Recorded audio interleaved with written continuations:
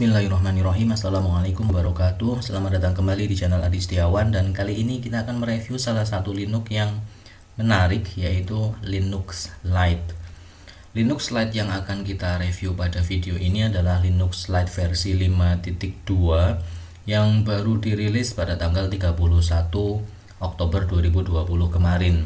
Dan Linux Lite ini secara desain oleh pengembangnya ditujukan untuk pengguna yang baru bermigrasi dari sistem operasi jendela.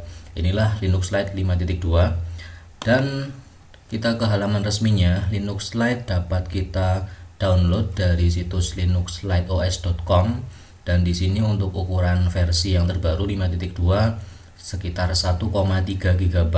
Ini lebih kecil daripada Elementary, lebih kecil daripada MX Linux dan jauh lebih kecil daripada Ubuntu 20.04.1 yang merupakan basis dari Linux Lite.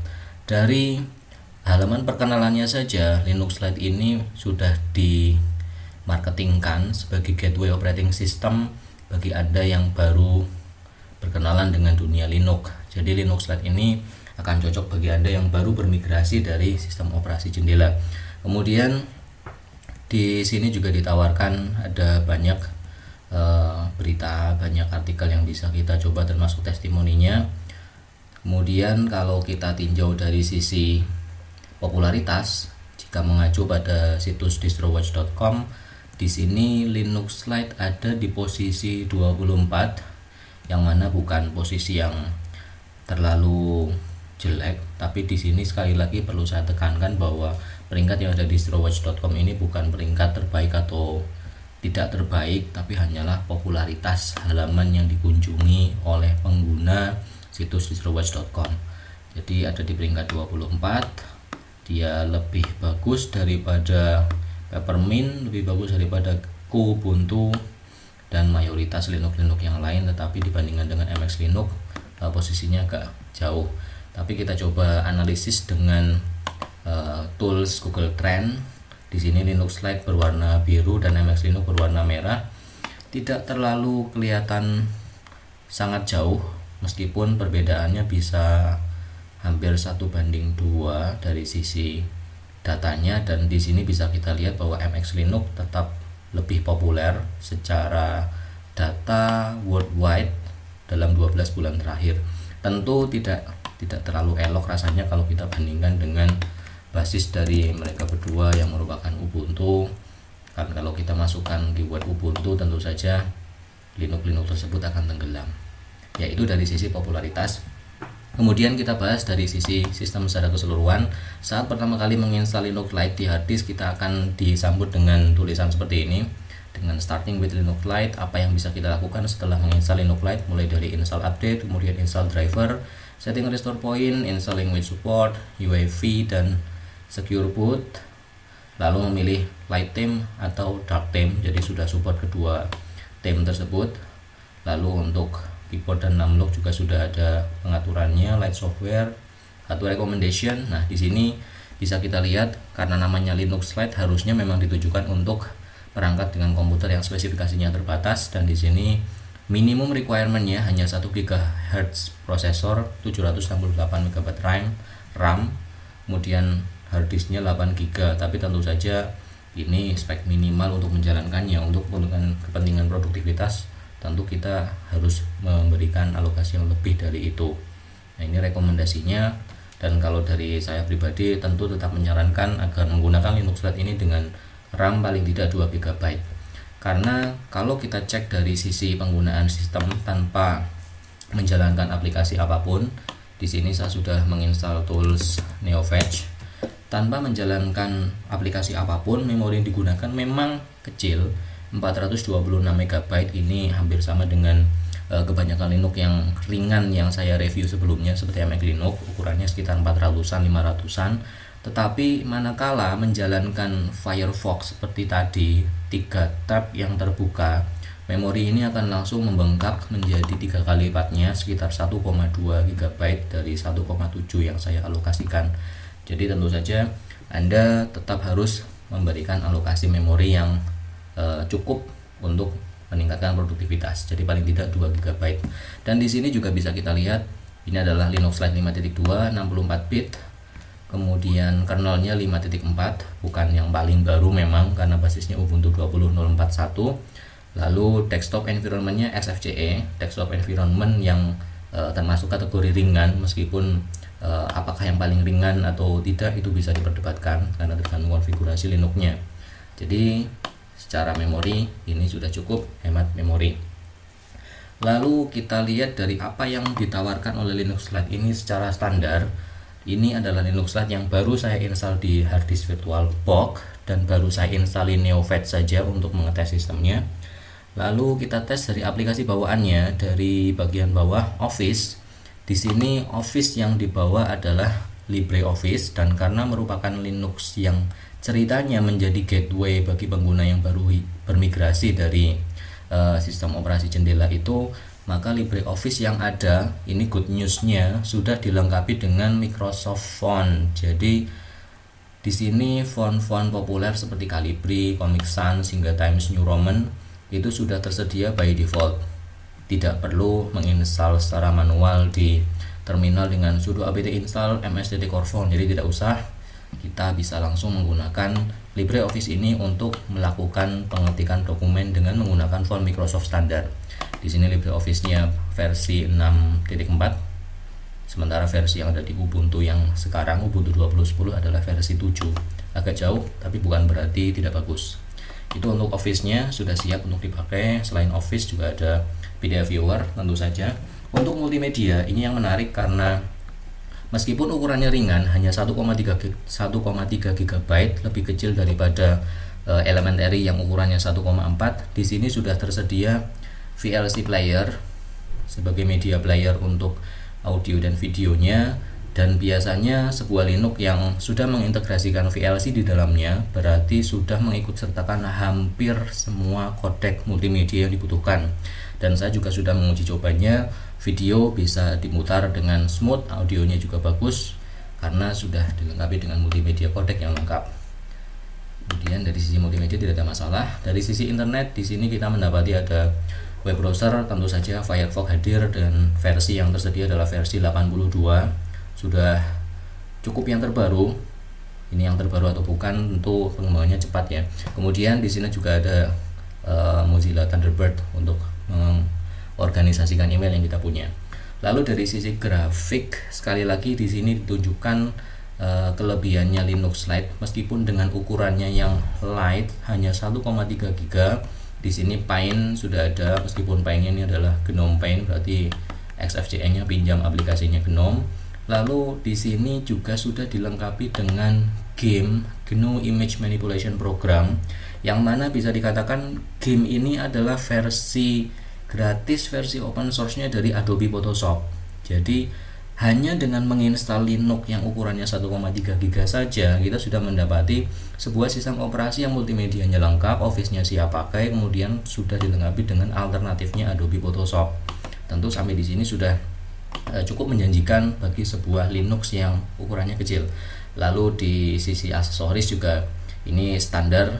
Kemudian yang biasa saya bahas adalah text editor. Di sini karena desktop environment-nya XFCE, maka text editor bawaannya adalah Mousepad. Jadi tidak ada yang berbeda dari bawaan XFCE biasa. Lalu secara tampilan di sini ada beberapa opsi yang bisa kita gunakan karena digunakan untuk orang-orang yang baru bermigrasi dari sistem operasi jendela atau Windows itu, maka tampilan secara umum memang lebih mirip Windows 10.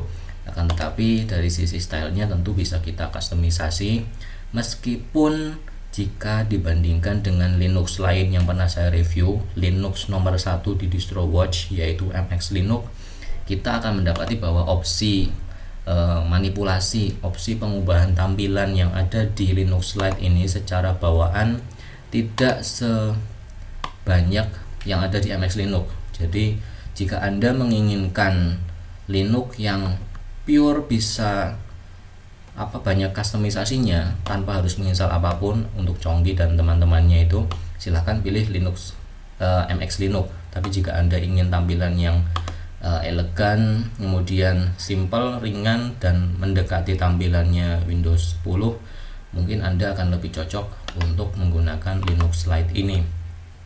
Lalu dari sisi wallpaper di sini juga cukup standar. Ya, cukup standar.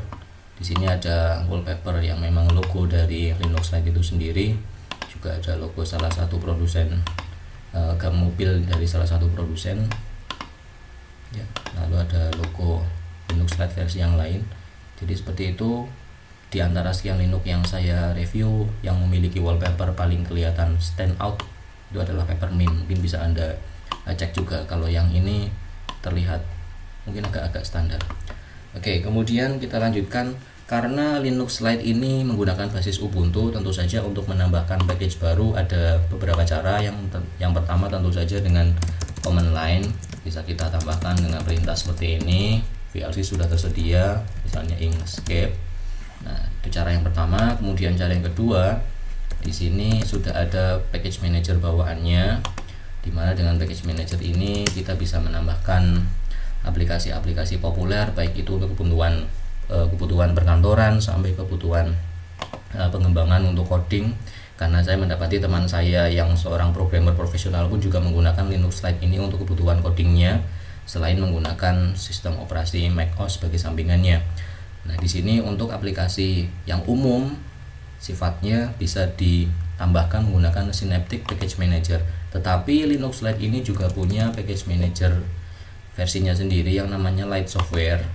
Dan di Lite Software ini sudah ada aplikasi-aplikasi pilihan yang sudah dibawa oleh Linux Lite, kemudian direkomendasikan oleh mereka, sehingga kalau kita install aplikasi dari dalam Lite Software ini, kita akan mendapati aplikasi yang seharusnya secara kestabilan sudah lebih stabil, karena ini adalah aplikasi-aplikasi pilihan. Dan di sini ada banyak aplikasi populer yang bisa kita gunakan, mulai dari Audacity, aplikasi yang by default sudah terinstall di Ubuntu Studio itu untuk manipulasi audio. Kemudian FileZilla dan teman-temannya, Music Player jika butuh, Op Studio untuk streaming, sampai yang menarik di sini ada TeamViewer, kemudian Zoom juga sudah masuk ke sini by default oleh pilihan mereka. Lalu ada Microsoft Teams. Jadi dengan menginstal Microsoft Teams di sini, Linux Lite bisa benar-benar mirip seperti platformnya Microsoft. Ya, Skype dan teman-temannya sudah ada. Ini adalah Lite Software yang bisa Anda gunakan untuk menambahkan software-software berdasarkan rekomendasi dari developer Linux Lite.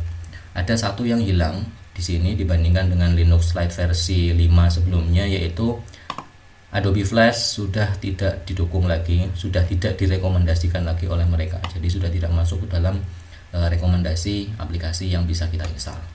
Itu untuk teknik penambahan aplikasinya. Baik, sampai di sini kita ulas apa kelebihan dari Linux Lite ini. Yang pertama tentu saja ukurannya kecil, secara file ISO 1,3, sementara MX Linux sekitar 1,5, selisih 200 MB. Itu karena MX Linux lebih mengutamakan kustomisasi.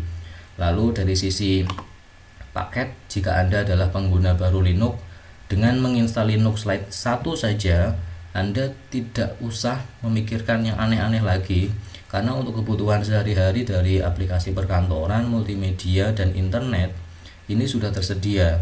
Jadi sudah tinggal butuh apa, install. Tapi secara default 3 hal tersebut sudah disediakan dan kualitasnya bagus. Sudah dilengkapi dengan Microsoft Font juga. Padahal terkadang Linux yang lain, terutama yang sudah pernah saya review, belum mengikut sertakan Microsoft Font. Tapi di sini mereka sampai berpikir sejauh itu untuk menambahkan Microsoft Font ke dalam word processor yang ada.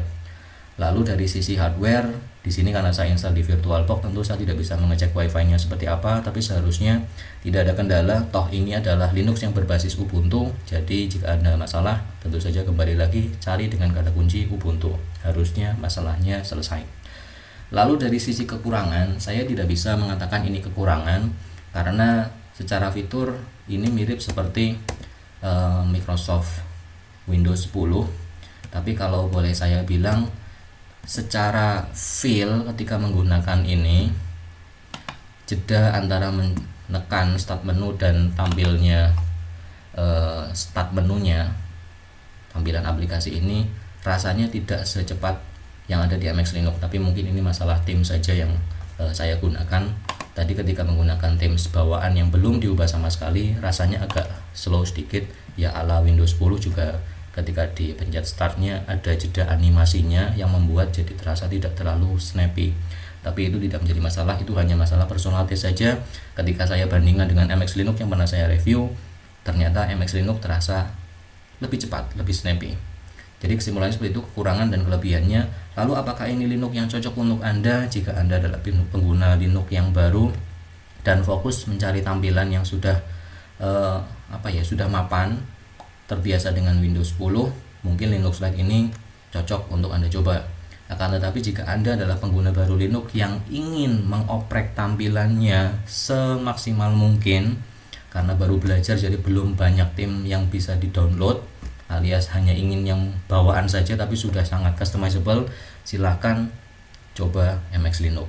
Kami sudah membuat video MX Linux di video yang lain, silahkan Anda cermati, mungkin Anda coba. Tapi sekali lagi, ini adalah Linux. Jika tidak cocok dengan satu Linux, Anda bisa mencoba Linux yang lain dan semuanya gratis. Baik, demikian saja review saya tentang Linux Lite versi 5.2. Semoga bisa menginspirasi Anda yang baru belajar Linux.